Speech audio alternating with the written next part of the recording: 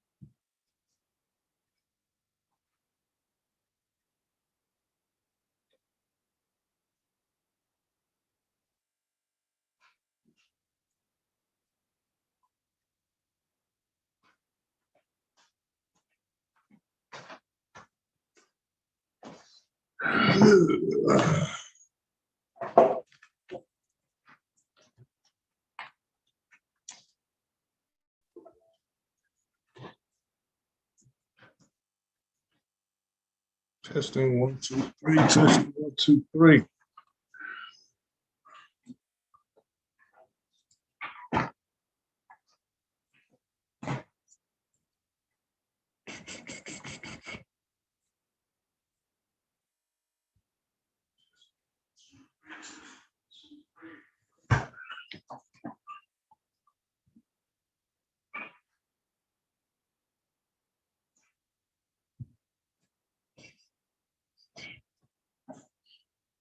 Okay.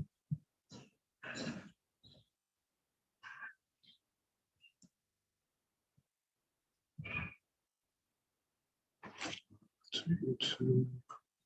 So that's what I can hear is the YouTube.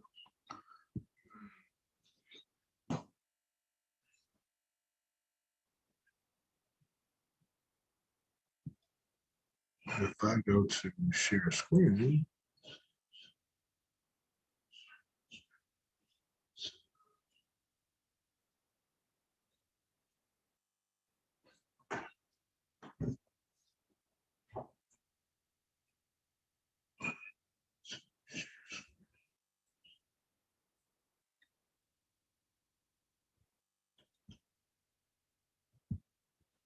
and I do that, then obviously I still have sound.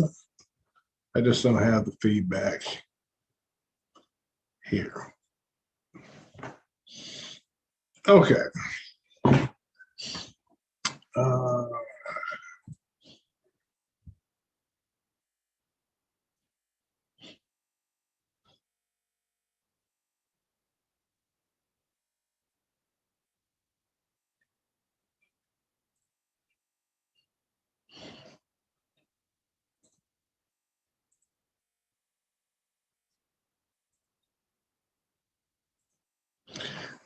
all right. Something I want to talk about, a few things I want to go through. I did a video recently, and what I talked about in that video was the fact that uh, one's FICO score is not proof of one's ability to manage money. Sorry, it's not. One's ability to manage money is not proven by your credit score, simply because your credit score is based upon debt. Point blank, plain and simple. Your credit score is based entirely upon your regular payments of your car note, your student loan debt, your credit card debt, and your mortgage. Sorry, that's it. Those four things principally. There may be other forms of debt that you have that also report, but you may have some store credit cards, retail credit cards. A lot of those don't report as much regularly, meaning that those four I named, they pay that regular fee to TransUnion, Experian, and Equifax regularly to report those payments every month. They pay them, those credit reporting agencies, their set fees of their customers' activities and regular monthly payments. That is the bulk of a credit score. That because that is how credit reporting agencies make their money. Those are their chief clients, their customers. Those are your banks that provide mortgage brokers, mortgage providers, student loan, banks that provide student loans, and the government, Fannie Mae, Ginnie Mae, that guarantee federal student loans, your credit card companies, hey, that's those people, and your Congress. Those four main people. Do you end up with things on your credit report? Yeah, of course you do. All right, get out of this. Okay, of course you end up with things on your credit report that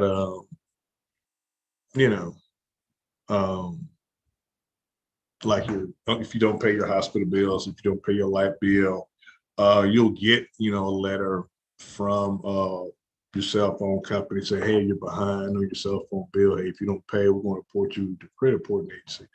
And they do. That is when you get behind, they'll report something negative. They'll put negative things on your credit report. The credit reporting agencies, what they're telling you, what they're letting you know in that indirect way is, hey, negative things can be put on your credit report. And so when you see, people saying, hey, I can, repair bad credit, companies that say they can repair bad credit, they're only talking about two things. They're either saying either they'll go through, see what legally under the law, under the rules of the Fair Credit Reporting Act, FCRA, those things that can be removed. And they're taking a gamble that, most people have something on there that's been on longer than 7 years and therefore can come off, a charge off that's been on for 7 years or more and legally can come off. An amount that can be disputed. Can you dispute the amount down? Various things that legally under the rules. And then also what they're taking the gamble on is that there's a rule that says when it comes to a credit report that they can send out a letter to a particular creditor saying, hey, we need you to verify this debt of this person. We need to verify. And they have 10 days to respond back. If they don't respond back at 10 days, it has to come off. The credit reporting agency can take it off. Okay. And so if you do it the right way, you can kind of take your chances of play the number game. It's just can you beat a couple of your, creditors that put stuff on negative stuff on your credit report, and see can you play the game and get stuff taken off. Okay. That's, the way one, that's, to repair your bad credit. The other way is to get you a credit card, get you a secured credit card, come up with $500,000, $700,000. You pay a credit card company for a secured credit card, and you get some brand new debt, but it's secured by cash. Yes, what you just did was you found someone who will let you borrow their money if you give them yours. Exactly. So now you've got a credit card, and the credit card, what it's giving you the opportunity, what this credit card is doing for you is you pay your regular payments and they will report to the credit reporting agency monthly, the fact that you're a good payer. Okay. Wonderful. All right. So that's the in and out of credit report. Well, how does any of that prove you manage money well? Well, of course it doesn't. Because it's all tied to debt. I liken it to, saying that you're financially healthy because you manage debt. You pay your debts regularly, pay them regularly, and without going overboard, without getting back into debt. Because a good credit score therefore is good for only one thing. That only one thing is borrowing more money. In fact, most people don't think about trying to improve their credit score until they're trying to buy a home. Um, and then they need to get that minimum FICO score to qualify for FHA loan. They need a minimum FICO score to get a good rate. So if they've got the minimum FICO score, now they want to increase their credit score to get a better rate. So it's all geared towards borrowing money, so debt. And all of that is trying to say that your ability to manage money well is proven by your credit scores, like saying, I'm going to, I don't feel so good. I want to feel better. So I'm going to smoke crack cocaine. Yes, if you smoke crack cocaine, the cocaine will make you feel good. You will instantly feel better. Whatever you were worried about, crying about, sad about, I promise you, cocaine will make you feel better. You will not feel, you just about break your arm and snort you some cocaine, smoke you some cocaine, freebase. And I can guarantee you, freebase cocaine, you ain't gonna feel no pain.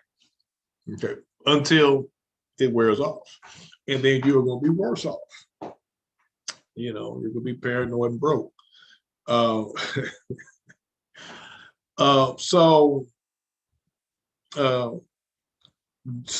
going the route of if you're trying to improve your ability to manage money, attacking it with your credit score is wrong thinking.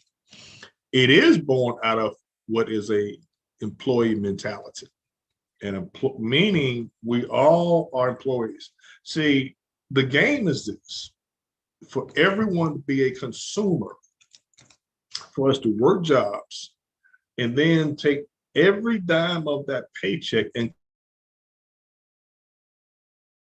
consume it. It goes back into the economy. And when we broke, to borrow some more money on the credit card so we can to make it through to the next payday. Okay.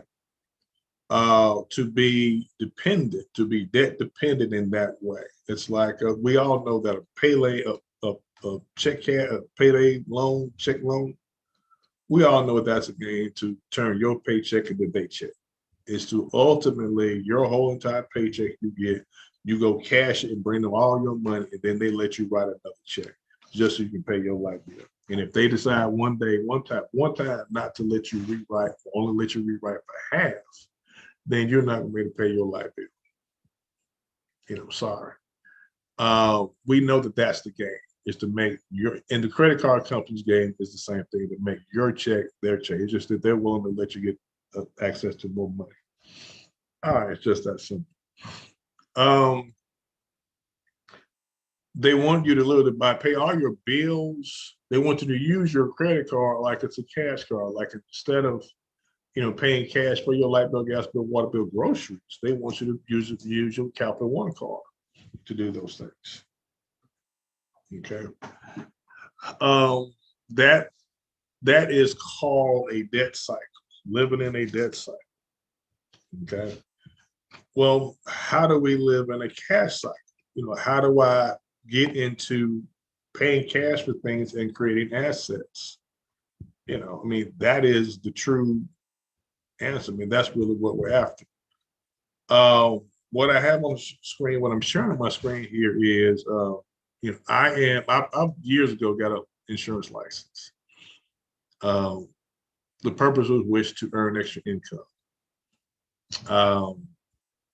I had separated, was going through divorce, paying child support.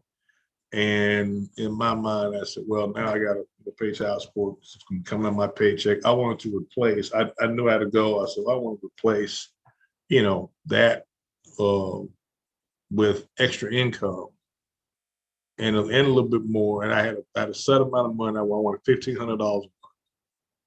Okay, I want to replace what I was paying in child support, $750 a month, plus another $750 to do what I want to do with my kids. Okay, because I pretty much had them 50% of the time anyway. All right. So, I got an insurance license. And I set that as a goal. I tell anybody, if you set your mind on a particular goal, pretty much that's what you're going to do. And for the most part, that is, what I've been doing since I got my insurance license. The screen you're looking at is, number of clients that have total active members. I look at, these are the policies I have. This is for a company called M Better. These are health insurance clients. I have 114 total policies out there I've got in place. I mean, I've insured 114 people. Total members 119. Okay, so I got 5 people out there I need to get back on the books. They're still members, but I got to check on them and turn them back into policies. Okay, let me explain something to you. The reason why I chose insurance is this. I want to be very knowledgeable, and I don't want to get too far track because I am going to come back to this. When I sell insurance, each one of my clients is an asset. Now, I'm going to leave that with you, and I'm going to come back to it. I want to go through, I'll throw some notes down. We're going to go through some things. What got me on this particular topic to talk about recently was got married. My wife and I, we sat down, we did a budget, and I took a very sober look at my paycheck where I work, my government job, work for the state, my safe and secure job. Okay. And she had me do something. Hold on. It's her now. Hello. Hey. Hey, baby. Are you at home? I'm at home. Okay, good. Because we got our appointment at 4:30 with the advisor, financial advisor. The ballot me.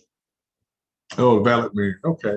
He's the one that does, you do your your other retirement with? Yes. Yes. Okay. Is that gonna be Zoom or what? I guess. It's either gonna be Zoom or just a regular phone call. Oh, okay, yeah. I mean, I'm like, I don't know, maybe it was gonna be, we're gonna meet him at his office, so I don't know. I didn't think it would be meeting at the office, but just in case, I was curious. Oh, yeah. I just not getting out, so the person say don't get out. Okay. So I'll be home in a few. All right, baby. All right, love you. Love you. All right, and obviously, of course, we're meeting with, this is, we're gonna talk about her retirement, what she's doing. Outside of her, she's a state employee too. She got a good government job also. Okay. So I took this sober look. We, bit of budget, looked at, my paycheck. And, so I looked at, my gross pay on my pay stub. And this is important because I know a lot of people, I don't know, what do we do? Do we actually look at our pay stubs? We do. We just try to see that we get paid the same thing. You can't see this. I can't see it. Hopefully you be able to tell what that is. But these are, my pay stubs that I took a nice sort of look at. Okay, I looked at my gross annual pay. I looked at that number. Oh, okay. Yeah, I got a nice government job, $31,000 a year. Okay. I don't begrudge that. I know I can and will be making more, obviously, but I'm also not embarrassed because it's a job that does let me pay bills. And then too, because like I told y'all, I make extra money, in my part-time business, insurance. But then she had me do something I'd never done before. She said, "Now divide that by 28." I knew immediately 28. I was like, okay, that's 40 hours a week, 52 weeks a year. And came up with a number that, wow, I only make $15.24 an hour. Like, wait a minute, if they raise the minimum wage to $15 an hour, I'll be making minimum wage. Like, oh my God, and it went through me, just all the wind went out. And I realized that my true source of income, that what I've been relying on because I got a good government job, I realized my true source of income is not my job. It's what I do in my business, in insurance, that I need to focus on my business and my ability to therefore create assets. To train. I've been doing this now. I first got my insurance license in 1994. So that's 27 years, y'all. 27 years. Yes, 27 years. I need to be training other people. I need to be building a team of people under me. There's no reason why I can't. There's no reason why I can't learn to get better at and make my focus on training other people what it means to have insurance license. So taking that look at my pay stub, dividing my gross income, annual income by 2080, sobered me up real quick. It's, my real pay, okay, actual pay. Then I looked at my monthly expenses, okay, looked at, these things, bills, monthly bills, things of that nature, cable bill, water bill, light bill, cell phone bill. Went through, looked at all of those, okay, and then put them all together in Primerica. That's what I'm with Primerica budgeting worksheet. Is that backwards? Budgeting worksheet. Okay.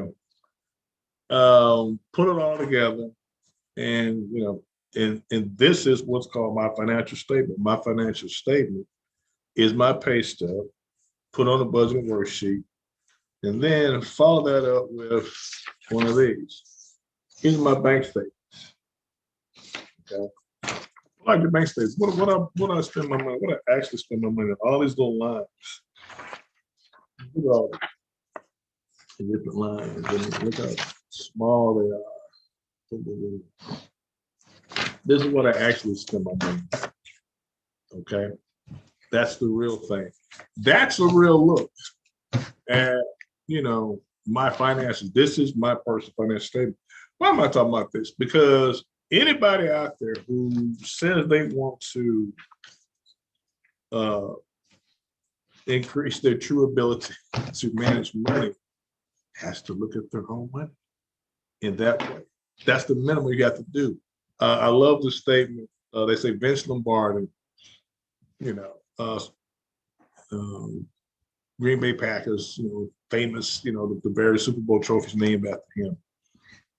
They said that every football season, beginning of every football season, he would start with the basics. He would come out on the price field and say, "This is a football." That is a goal line. He would start off at the basics. And of course, he obviously was successful. And I think it goes without saying why he started with the basics. He didn't skip anything. He started where you're supposed to start. You have to start if you want to improve your finances. You have to look at the basics. Look at your paycheck stub. Look at your bills. Put them on a piece of paper, a budgeting, where you put in what you take in and you put in what you're responsible for that creates what your lifestyle. These are your fixed costs, your bills got to maintain your lifestyle. And then you look at your bank statement, look at your non-fixed costs, your fluctuating costs. Okay. That was the word. Your expenses that vary, that fluctuate. Okay. The ones that you don't know what they're going to be from month to month. Okay. You're going to look at those. What do you spend on toothpaste, deodorant, socks, drawers, t-shirts every month, car maintenance, variable costs, things that just aren't fixed. Payroll is not a fixed cost in your business. We'll get to that later. But all this together is training the brain out of the employee mentality. As everyone knows, there's only 4 ways of bringing in income: being an employee, being self-employed, owning a business, or being an investor in businesses. Okay. And an employee mentality is one that we have drilled, because an employee mentality is about being a consumer, not a producer.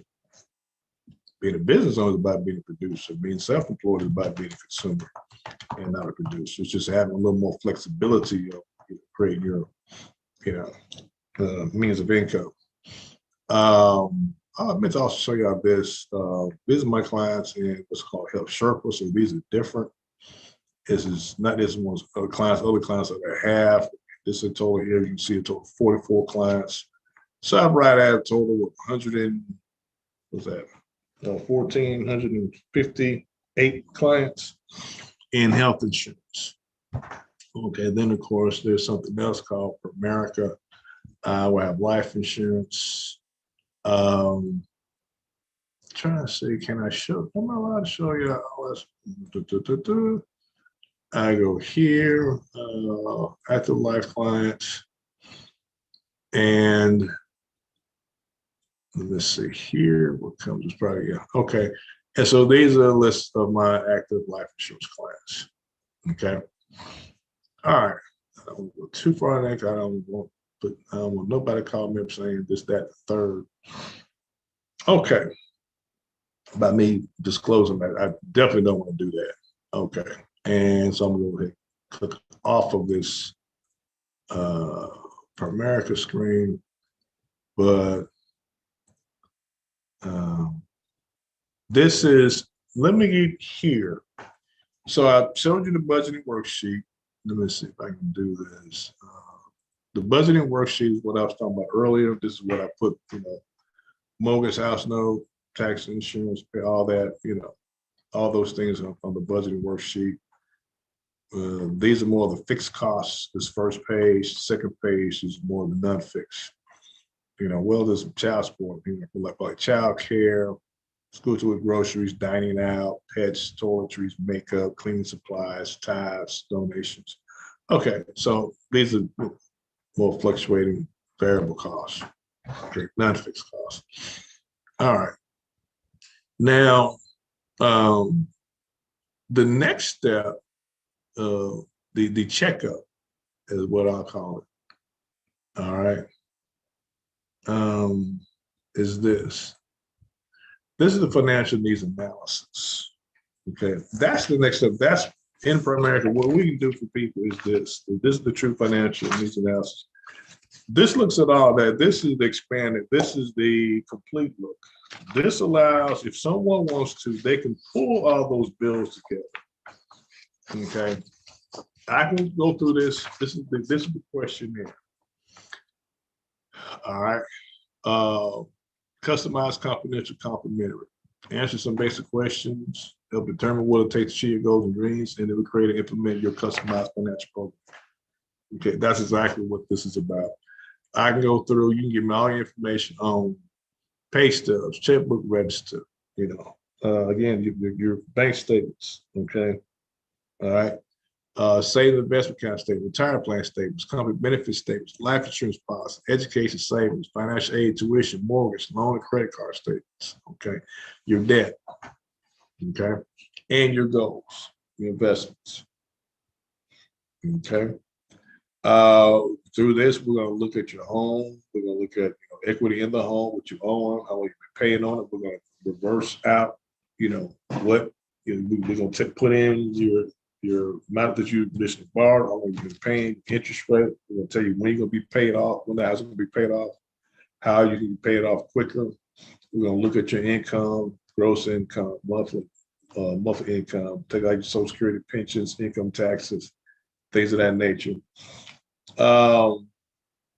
And we're going to find ways to help you come up with a better plan by looking at all these different things. Of course, also we look at protecting. Before you start investing, you need to protect. Okay. So these things are very, very, very important because these things allow people to put together a game plan. This is now, we'll move out now, just looking at the sobering part, the part where you get realistic. Now it's time to look at, okay, what do we want to do? What can be done? Let's look at that. Here are goals and dreams. We need to fund them. Come up, emergency fund, auto and home. Look at, can we save money on home insurance? Can we put together an estate plan with legal protection? Long-term care, in other words, during your old age, we're all going to get there, hopefully, if we're lucky enough. And we need to protect our assets when we do get old. And long-term care does that. Long-term care protects assets you build up. I mean, you literally could build up a $2.5 million potential estate that your long-term care will get at. I'm totally convinced that pretty much nursing homes. If you walk into a nursing home, first thing they do is they make you do a financial statement. Anyone going into a nursing home, you are required to do a financial statement, which means what they want to do is look at your assets. They find out you have liquid $2.5 million. Pretty much, they're going to want you to pledge that $2.5 million over to them, okay, for your care. And I guarantee you, just the way human nature is, I promise you, their intention before you die is to pull out that whole 2.5 million. I pretty much, I mean, common sense to tell you that. You get sick, you have a major stroke, you become, unable to take care of yourself. You have a 2.5, you create $2.5 million in an annuity. Well, I'm saying annuity, but to let's say an individual retirement account. You disclose that to that nursing home. Going through the door, they're gonna have you sign something, pledging in some form of fashion, backing up and say, okay, you can come in, we'll let you, be a resident here. But yeah, they're gonna want you to, okay, use that as collateral, basically, and sign, guarantee, your payment with that. Meaning, if something happens, they'll be able to snatch that or go into that 2.5 million, whatever you owe. Meaning, you die on a balance, they can go at that account. They want to be able to simply go in without going through probate. They don't need to wait for your will to be read.